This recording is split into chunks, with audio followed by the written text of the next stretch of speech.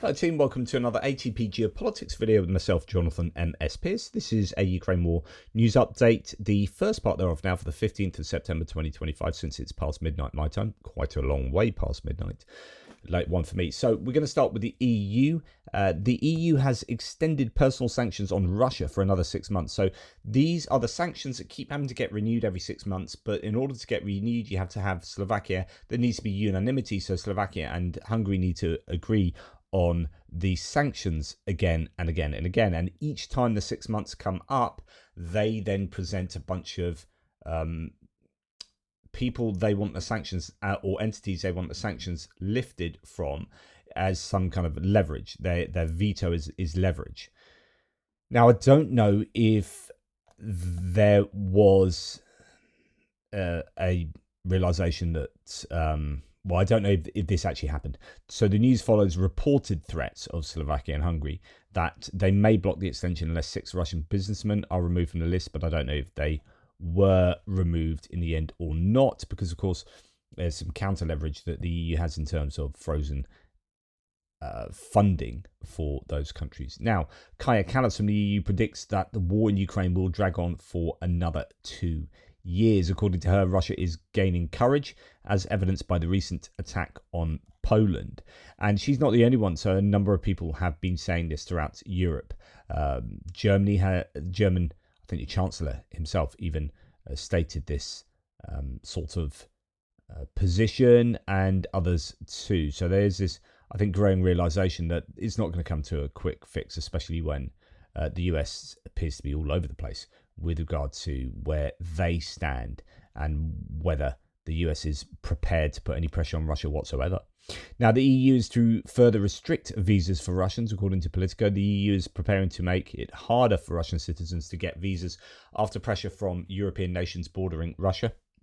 As said Politico a couple of days ago, they appear to be trying to stop Russians being able to move so freely in the Schengen area. So once you get into Europe, that ease with which you can move around, that's something they want to shut down for the Russians as well.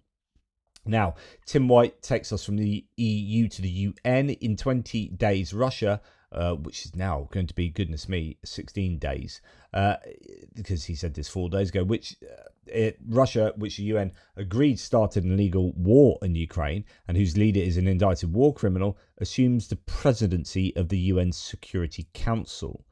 There can be few more stupid things, and this proves the inadequacy of the organisation. As president, Russia could obstruct or delay votes, so France and the UK and Germany, though not a permanent member, are trying to reimpose all UN sanctions on Iran before Russia's term. They say Iran is in serious breach of the 2015 nuclear deal, UNSC Resolution 2231. The interesting point is that neither Russia nor China can veto the move. It would need all 5 of the permanent members to vote to keep the agreement on lifting sanctions. The snapback mechanism expires on the 18th of October, hence the urgency. Sanctions include bans on missiles and drone transfers. So, we'll have to see how that develops. Now, Georgia it's not been looking good over there. A number of people have been arrested recently.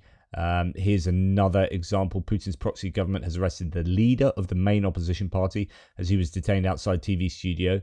END head Levan Kabeshvili said, "Friends, don't be afraid. I'm being detained because one person, can defeat Ivanishvili, so you can defeat this regime. I'm being detained because," I'm not quite sure, there's a bit of translation error there, but I presume, don't be afraid. It's not just one person who can defeat Ivanishvili, who's behind the Georgian Dream Party. It's more people. The people can defeat him. So Japan and New Zealand, I did talk about this the other day in a Hits and Losses video, have joined a price cap on Russian oil. Japan is lowering the price threshold for crude oil imports from Russia from $60 to $47.6. That's in line with the EU price cap from other nations and entities. Japanese Foreign Ministry also announced the imposition of sanctions on 52 Russian organizations and 10 individuals. New Zealand has also expanded anti-Russian sanctions and joined the price cap on Russian oil. Wellington has imposed restrictions on 11 individuals and 8 legal entities. In addition, the new sanctions affected 19 naval vessels of the Russian Shadow Fleet. And we hear that Japan has slapped new sanctions on Russia over the Ukraine war. So as well as the price change, they have. Yeah, no, actually, that's what I've just said. But they also put sanctions on, and that is in line with the EU, UK, and other partners, as mentioned. And indeed, the UK Foreign Secretary announced the latest sanctions designed to hit Russia's terrorist war machine. 70 more vessels from the UK's point of view that are used for transporting Russian oil, and 30 companies and individuals involved in supplying equipment to Russia's army are named and sanctioned, including one Chinese and one Turkish firm. So that's good news, that keeping that grip tight on the Russian economy. The US will propose to the G7 countries to create a mechanism for the gradual withdrawal of frozen Russian assets to increase pressure on Moscow, according to Bloomberg. So even though Belgium has come out recently, and a number of European, I think, people have stated that actually it's very difficult to get those frozen Russian assets wholesale and give them to Ukraine. The US is wanting that to happen, so they're going to present to the G7 a way of doing this. The US may propose to the G7 sanctions against legal entities that support the Russian military-industrial complex, a ban on AI-related services in special economic zones of Russia. This, however, is Donald Trump talking about sanctions on Fox and Friends. Well, it'll be hitting very hard with sanctions to banks and having to do with oil and tariffs also. But I've already done it. I've done a lot. Look, India was their biggest customer. I put a 50% tariff on India because they're buying oil from Russia. That's not an easy thing to do. That's a big deal. Yeah, and that is a pretty big deal. I'm not sure you did it really because of Russia. The word on the street is you did it because Modi was so pissed off that you had asked him for a nomination for the Nobel Peace Prize, and there's a bit of retribution going on there, because otherwise, if it was really about Russia, you'd be doing the same to China and any other nation that is buying hydrocarbons from Russia, but you're not. So therefore, there's something else that's really the cause of those Indian tariffs. Right. And the problem with Trump's approach is no better, I think, signified by this torrent on Truth Social, because it seems to go against everything he's saying elsewhere, or some of the things he's saying elsewhere. He's just all over the shop, and it makes you wonder who is writing these Truth Social posts, whether this is, I don't know, Stephen Miller or someone, because it seems to go against some of these ideas that, because I'm just about to say as well, yeah, here's another one. The US imposes sanctions on companies from 10 countries for their supplies of goods to Russia, says the US Treasury Department. The US is imposing sanctions on companies from Russia, China, Turkey, the UAE, India, Iran, Singapore, Taiwan, and other countries. They supplied products in the interest of the Russian military-industrial complex and exported American goods to Russia without permits. The sanctions will come into force on September 16th. So the US does seem to be trying to put sanctions in place. And you hear from Lindsey Graham that, you know, Congress is super ready to do so. Here is Senator Lindsey Graham, but as no report says, Senator Lindsey Graham says sanctions haven't stopped Putin. He just sidesteps them. The next US sanctions package, he noted, will target not Russia directly, but countries like India, China and Brazil that help the Kremlin by buying its discounted oil and gas. But lots of blah again. So here he is. Europe to get behind President Trump to punish Putin's customers. Putin has been sanctioned, literally his economy has been sanctioned every way it can be sanctioned. President Trump approach is to go after China and India. President Trump put a 25% tariff on every Indian product coming into America because they buy cheap Russian oil. He is now going after China. He posted yesterday to our European allies, mostly NATO allies, that he expects them to follow his lead by imposing tariffs on China for 50 to 100%, up to 100% on products coming into Europe. It is now time for Europe to get behind the Trump approach. The Europeans say... So the problem here is the Europeans could and should, I think, say back to Lindsey Graham, it's about time the Americans got behind what the Europeans have done with their 19 packages of sanctions, because the US is not supposedly enforcing their present sanctions that they have on Russia enough. They are relieving Belarus and Russia in some areas, like Russia with diamonds, on some of their sanctions. That they aren't sanctioning enough of the shadow fleet like the UK, Japan, New Zealand and the EU are doing. So that actually can be switched back round. Like, this rhetoric really does annoy me. They love the Graham bill. Graham Blumenthal bill is 85 co-sponsors in the Senate that will allow President Trump to tariff people who buy cheap Russian oil and for their benefit, like China, India, Brazil. It is now time for the Europeans to follow President Trump's lead and go after China and India. So now you have this continuation of what Trump's been saying, from this backing from Lindsey Graham, that, hey, it's not about the US doing anything, Europeans have to do everything, and then we'll follow suit. It's up to the Europeans now, where the Europeans, as I said, could be saying the same back to the Americans. China and India will change their practices toward Putin. This war would end. All right. Well, Senator, you introduced that sanctions bill against Russia 6 months ago. Yeah. You have 85 people on board. Boom. Why issue an ultimatum to Europe and not Putin? Why not move forward with that bill now? And are you planning to? Putin doesn't care about sanctions. No sanctions have worked here. He evades sanctions. He lives well. Are you going to push your bill forward, though? Are you going to get your bill on? Yeah, absolutely. Europe. It doesn't make any sense. It's like, sanctions don't work. Well, why have you introduced a bill, and why do you boast about 85 Congress people co-sponsoring that bill if you're saying it doesn't work? You're having to say that because Trump is the obstacle for you, and you can't be seen to slag off Trump, but Trump is the one that's the obstacle for that bill. And then Trump said this, as I read the other day, but let's go through it again. A letter sent by President Donald J. Trump to all NATO nations and the world. So it's not actually just some European nation, some NATO nations in Europe, blah, blah, blah. It's all NATO nations. I'm ready to do major sanctions on Russia when all NATO nations have agreed and started to do the same thing, and when all NATO nations stop buying oil from Russia. As you know, NATO's commitment to win has been far less than 100%. Oh, that's rich. And the purchase of Russian oil by some has been shocking. It greatly weakens your negotiating position and bargaining power over Russia. Anyway, I'm ready to go when you are. Just say when. I believe that this, plus NATO as a group placing 50% to 100% tariffs on China to be fully withdrawn after the war with Russia and Ukraine is ended, will also be of great help to ending this deadly but ridiculous war. China has a strong control and even grip over Russia, and these powerful tariffs will break this grip.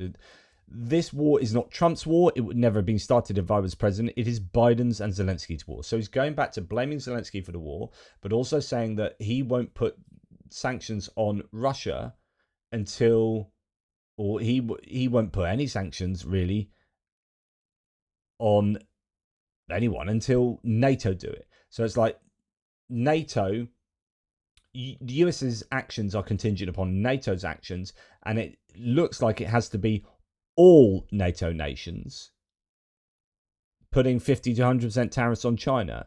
And that's never going to happen. It just isn't going to happen. So some people are saying that this looks exactly like Putin has written the True Social post on behalf of Trump. Like, there's functionally no difference. It's absolutely incredible. This is a complete non-starter. And surely he knows that's impossible, which means this is his get out of jail free card for ever putting any sanctions on Russia, etc., etc. I'm only here to help stop it, blah, blah, blah. War will end quickly, blah, blah, blah, blah, blah, blah. Just incredibly frustrating that Trump has publicly said that, and it kind of goes against much else that we're hearing as well. So Trump says, yeah, I'm ready to put sanctions on. Trump says he will hit Putin hard, very hard with sanctions and banking, but then says that, and then there are some sanctions being put on. It's just all incoherent. Trump's foreign policy, I think it was incoherent in Trump 1.0, but it's even more so now. Just all over the place, even on subjects like Israel, where you can see he's growing frustrated and then just kowtows to whatever Netanyahu wants, which is why people are saying he's just a puppet of Netanyahu and Putin. Fascinating that Trump said this. Smart people don't like me, you know, and they don't like what we talk about. Smart people don't like me. Yeah, probably.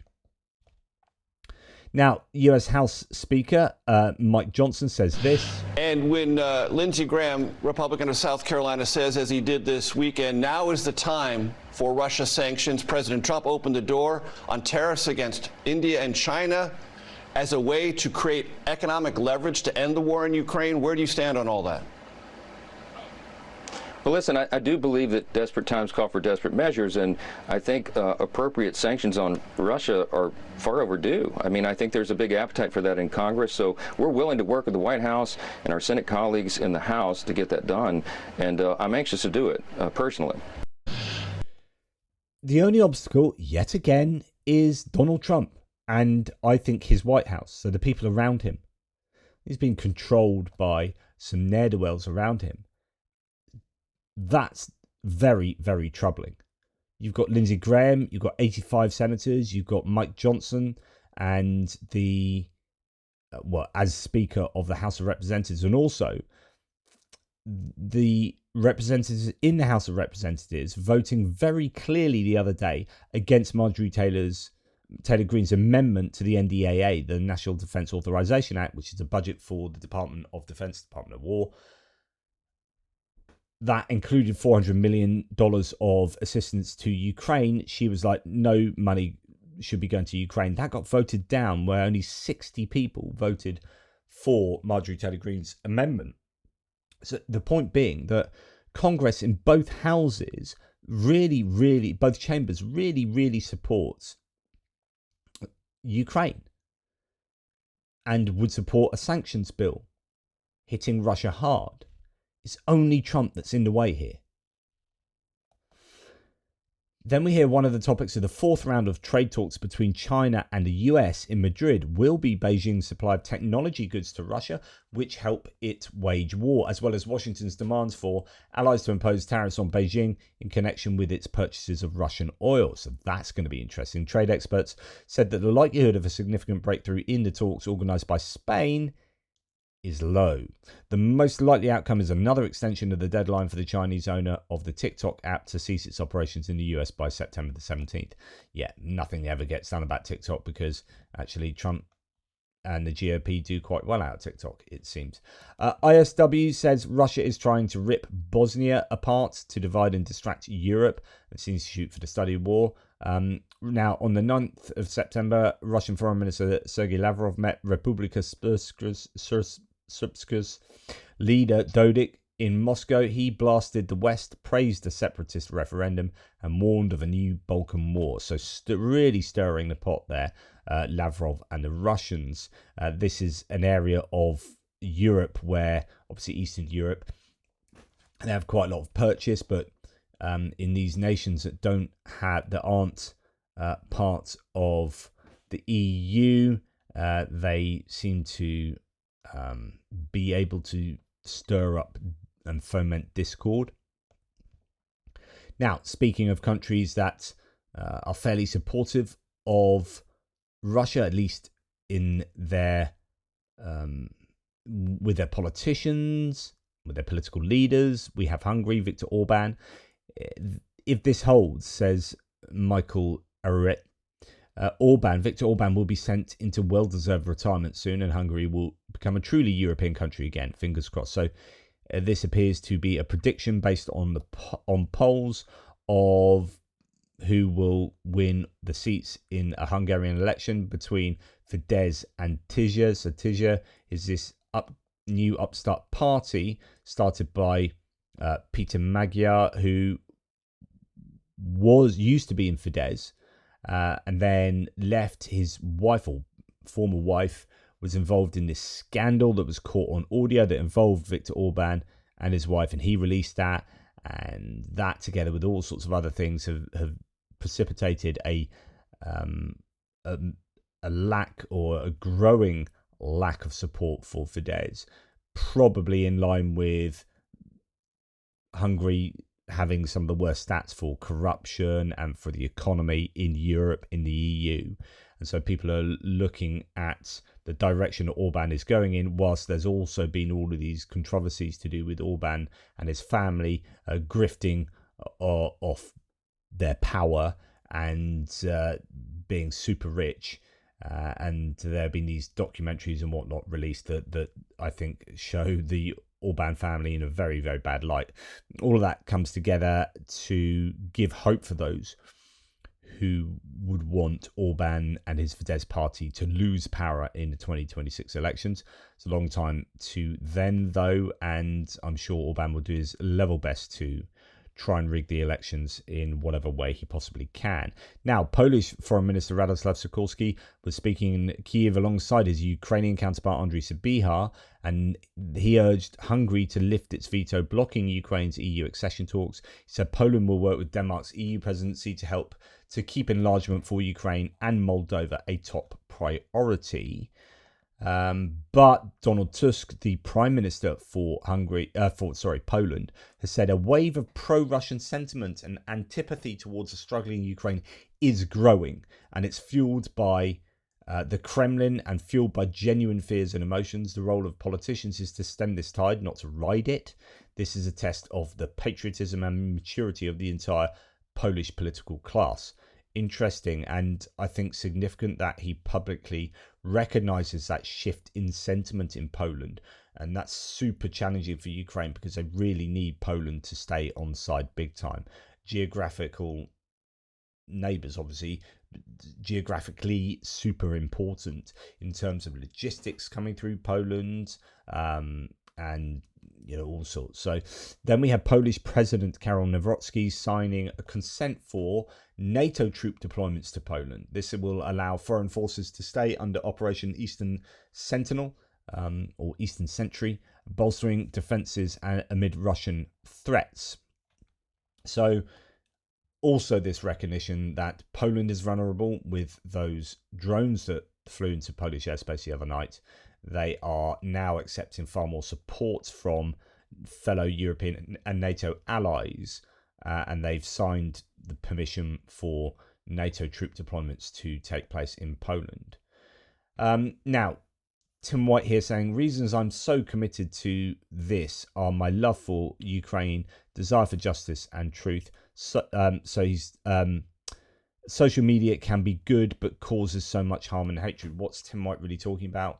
Well, Utah Governor Spencer Cox, who has been a kind of voice of reasonable sentiments since the shooting of Charlie Kirk in Utah, he said this, which I think is a particularly pertinent nugget of what he has been saying. Our team, the state team, and I'm sure the federal team as well, what we're seeing is our adversaries want violence.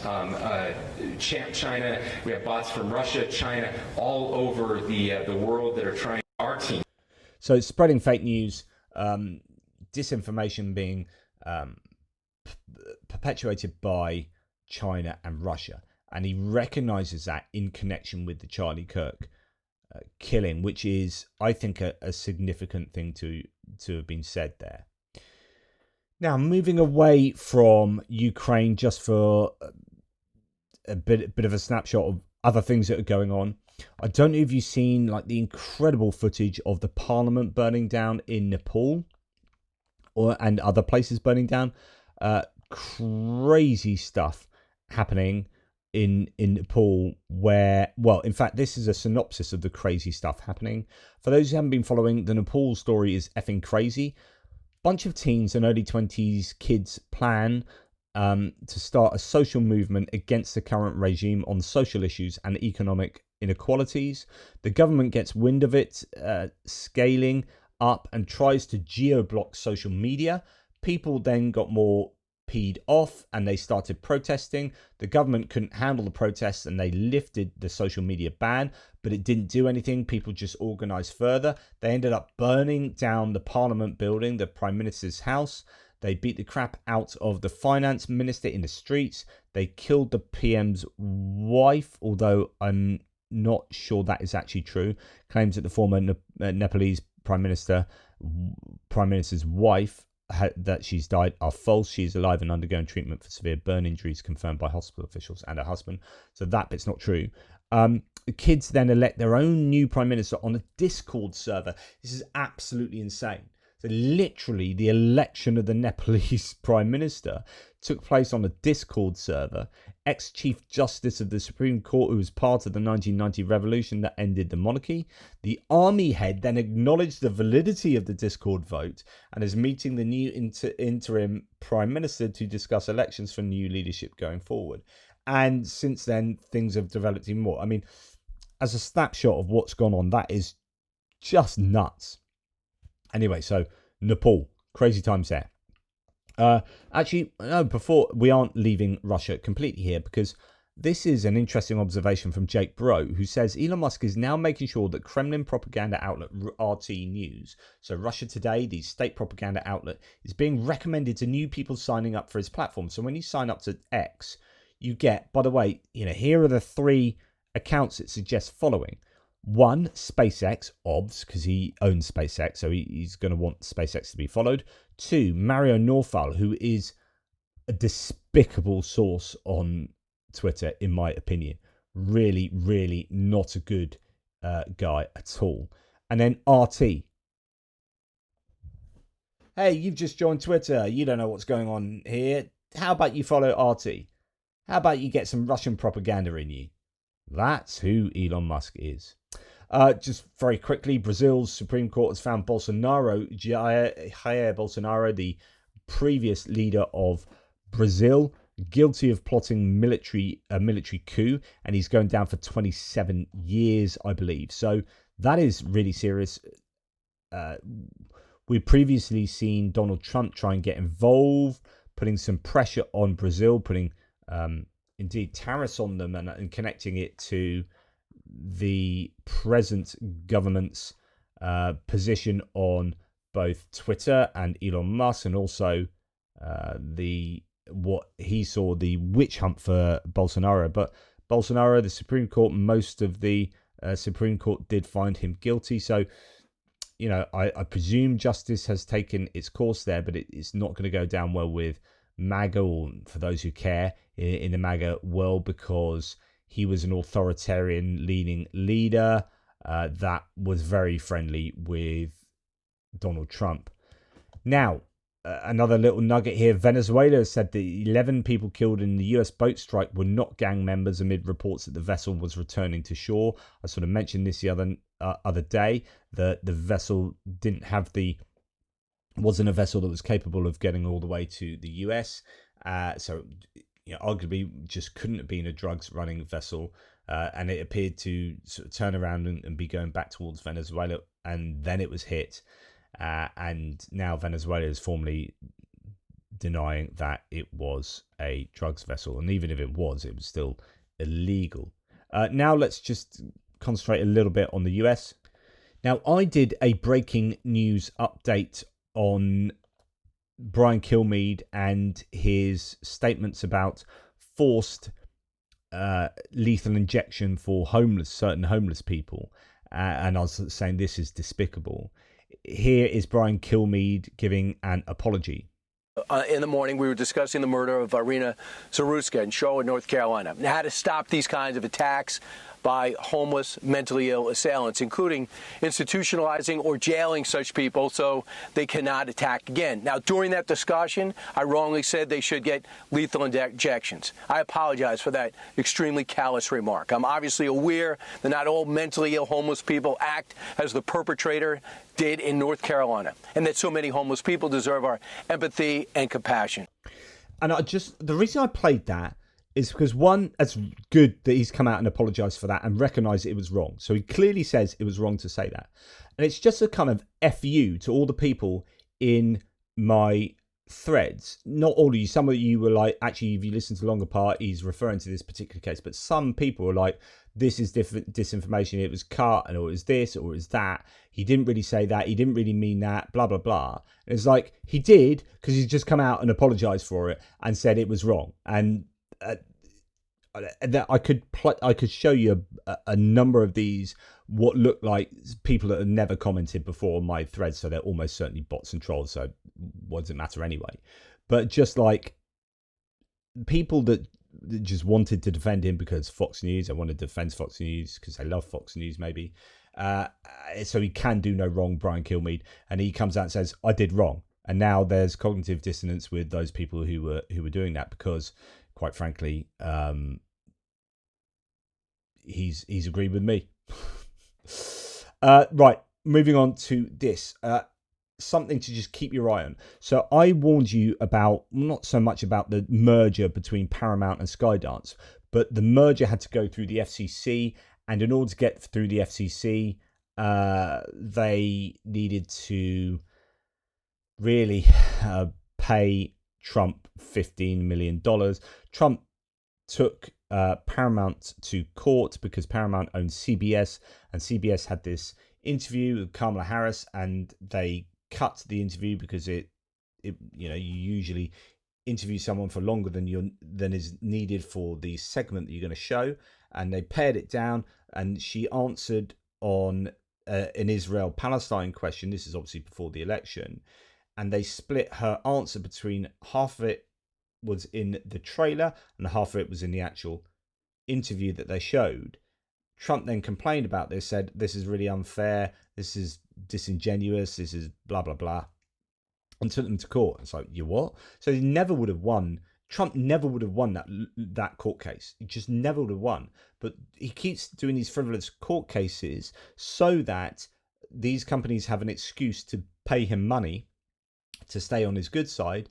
And in this case, they needed to pass this through the FCC, this merger through the FCC, and the guy running the FCC is Brendan Carr, I think his name is an absolute Trump, yes man, one of Trump's guys in there, and with that court case over CBS hanging over them, they never would have got it through FCC. So they settled the court case out of court, gave Trump $15 million, said that they'll run $35 million worth of PBS, so public broadcasting segments and whatnot, PBAs, are they?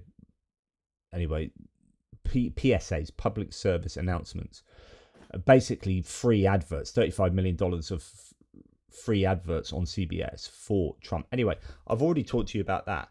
What's super worrying now is that, and then of course, Stephen Colbert was fired thereafter as well. What's super worrying about this now is that the new Paramount Skydance merged company, which is now exceptionally big as a result of that merger, is bidding for Warner Bros.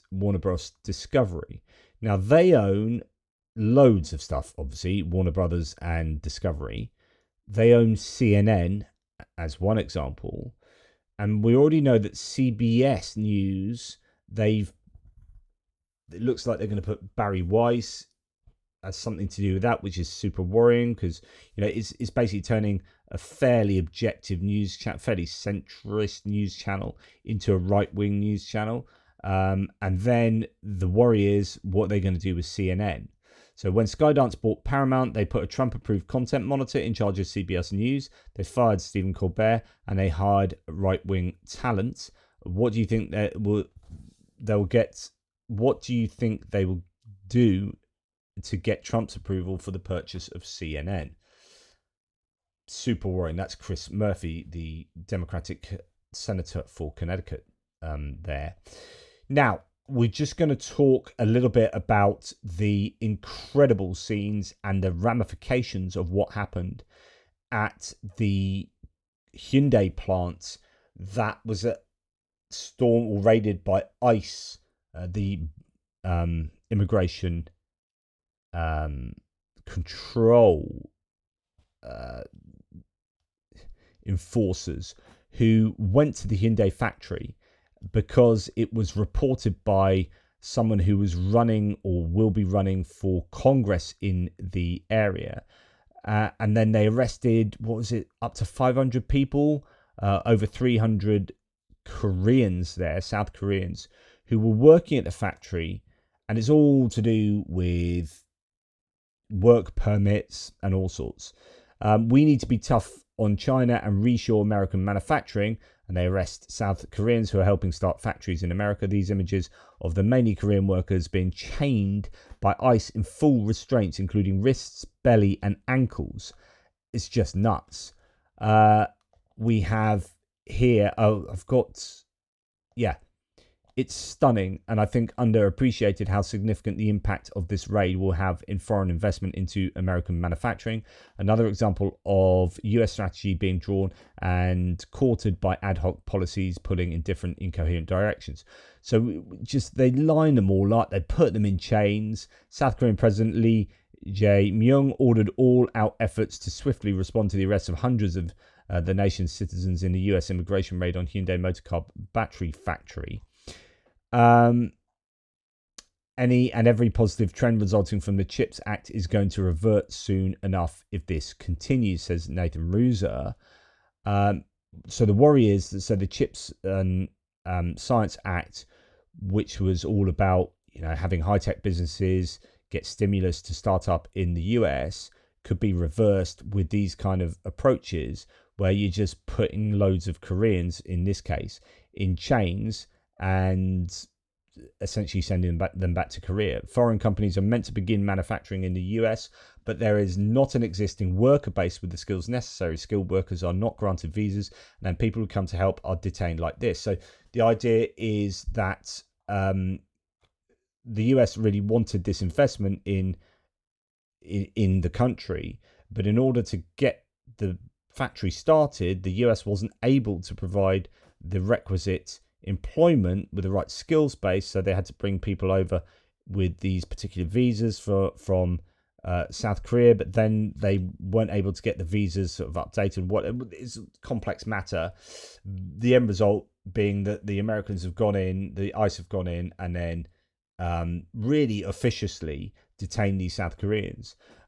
Quote, nobody is going to stay and work when it's like this, said deported South Korean factory worker. Some 300 South Koreans working in Georgia returned home Friday, says this piece, after being taken into custody last week. This has obviously been super, super controversial. And it's not ending well. So, a repatriated Korean worker from the Hyundai LG battery factory secretly wrote a detention diary about their 7-day experience in ICE custody in Georgia. The worker says ICE officers mocked them with words like North Korea and Rocket Man, despite holding a business visa. The workers held a B1 visa for a 2-month work meetings with and training trip. They were body searched while wearing hard hats and safety boots at 10 a.m. on 4th of September. ICE gave arrest warrant forms at 1:20 p.m. with no explanation, and no Miranda rights were read. The workers thought that completing the forms would lead to release. The workers wrote, which was shared with the Yonhap News. Red wristbands were placed on the workers, and after they submitted forms, they secretly messaged the family saying contact might be cut off. Workers were handcuffed with cable ties, and some were chained at the waist, legs, and wrists. Transport vehicles had toilets inside with a strong urine odor, and there was no air conditioning provided during the journey to the detention facility. Okay.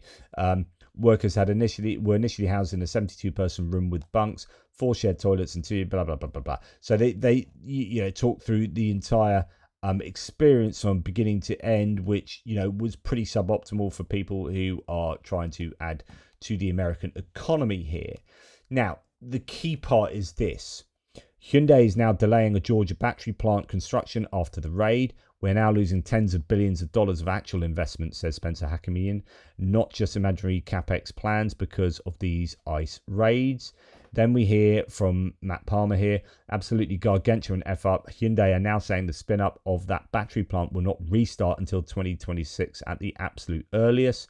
So putting these South Koreans in chains and detaining them for 7 days when they had valid visas and were here to help get a massive factory set up is genuinely suicidal US behavior or economic behavior. So this is really harming,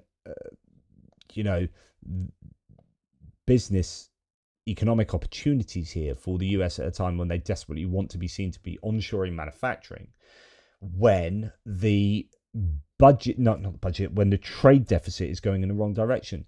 So I'm very confused. Trump said he's brought in $17 trillion, which is something he said the other day. Again, hey, I brought in $17 trillion, all these visits overseas I've done, and they're bringing in all this investment. But then the monthly deficit in August was $345 billion. Revenues were $344 billion, and spending was $689 billion. So actually, no, that is a budget deficit. Total deficit for 2025 equals 1.973 trillion with 1 month to go in a fiscal year. That's 76 billion higher than at the same point in 2024. But also the problem is that there's a trade deficit increase as well. So the idea that they're onshoring all this manufacturing, well, actually it looks like they are increasing their imports and somewhat increasing their exports, but they're increasing their imports at a far greater pace than their exports, which means that the trade deficit is growing. And then they do stuff like this, arrest all these Koreans, and then it just makes it all worse. Another worrying thing in the US political scene at the moment is this from Donald Trump, that this black outline to the video he's shared on Truth Social is only available on the phone app version of Truth Social. So there's been some confusion because when I see these things, I often go and fact check first because I'm like, surely that can't be true. So I went and fact checked this and the video looked completely different. I'm like, no. And then I saw online that loads of people were like, hey, this is weird. And then others like, no, it's only the black rim to the video only renders on the mobile app version. So anyway, Trump is calling all vaccines poison. So he shares this video about vaccines, mRNA vaccines, I think, and the border to the video says they're all poison. Every single one. That's the claim. Every single vaccine they are all poison. That's the President of the United States. Might as well just shut down the CDC, says this source. Absolutely incredible stuff. Just a couple of little bits and pieces here. So now we're going to go to the Epstein scandal. It turns out that Thomas Massie has now increased the signatories, the co-sponsors for the discharge petition. He's only now one away. So I don't know who the extra person is that they have signed. They've got to sign up, but we have 217 out of the 218 signatures required. We just need one more congressman to sign the discharge petition in order to force a vote in the House on a bill to release the Epstein files. Victims deserve justice and Americans demand transparency. So 4 Republicans, Marjorie Taylor Greene, Boebert, Nancy Mace and I have signed it, and every Democrat has signed it. Here are the links to the signers, and I presume 213 Democrats. I thought there were 2 away. I tell you why there's an extra one. It's because there was a special election in Virginia where there were 3. Oh, they're not 3 special elections, which is going to be interesting. So they could do this without any more Republicans coming on board, because that Virginia special election then returned another Democrat, which it always was going to do, I think, in that district. But if some of these other districts, I don't know when they're up for special elections, where people have died or resigned or whatnot, they could get over the line with just special elections there. So there isn't another Republican. That'll be that Virginia Democrat. Anyway, just to finish then, here's Massey talking about something that I haven't mentioned yet, but does need explaining, and I don't know where this went really, but the other day, Mike Johnson claimed, just in a throwaway comment, that Donald Trump was an FBI informant with regard to the Epstein files and Jeffrey Epstein in general. So Trump's involvement in Jeffrey Epstein was he was an informant to the FBI. That's an absolutely staggering claim, to which everyone came out and was like, that needs explaining. What the hell's going on there? And it all seems to have like been kind of forgotten about now. It's like, because it was a nuts. I mean, that's just an outright lie. Or if it's not a lie, hello, we need to know about this. Just in like, the Republicans appear to be able to say whatever the hell they like on a regular basis. Begin with you and get your response to Speaker Johnson right there. He says you've been misled. He also suggested at one point this week, seemed to suggest that President Trump was an informant to the FBI about Jeffrey Epstein. Your reaction?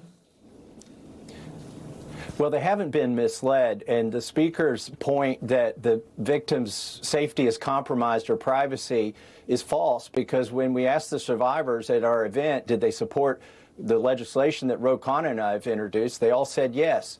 Now, I don't know if the Speaker misspoke when he said that Donald Trump was an informant. The lawyers for the victim said that Donald Trump had been helpful in 2009 in their case by giving them information. But being an informant implies some formal connection and ongoing relationship with the FBI. I don't know what that's all about. I think the Speaker needs to clarify that. And if it's a hoax, why was Donald Trump an informant to a hoax? Really great point as well. So if Mike Johnson is to be believed, then Trump was an informant to the FBI about the shenanigans taking place, and that's a poor euphemism, isn't it? The horrific things that were taking place on his islands and airplanes and whatever, Jeffrey Epstein. Now, if he's an informant, he can't be both an informant and this is a big Democrat hoax. And how can it be a hoax anyway if Ghislaine Maxwell is in prison? So, Trump's positions are nuts, but Mike Johnson's claim there does need clarifying, because that sounds nuts too. Anyway, that's enough from me. Bit of a smorgasbord today. Wasn't all about Ukraine, but hey, that's life. Few extra nuggets for you to get your teeth into. Let me know what you think. Take care, and I'll speak to you soon.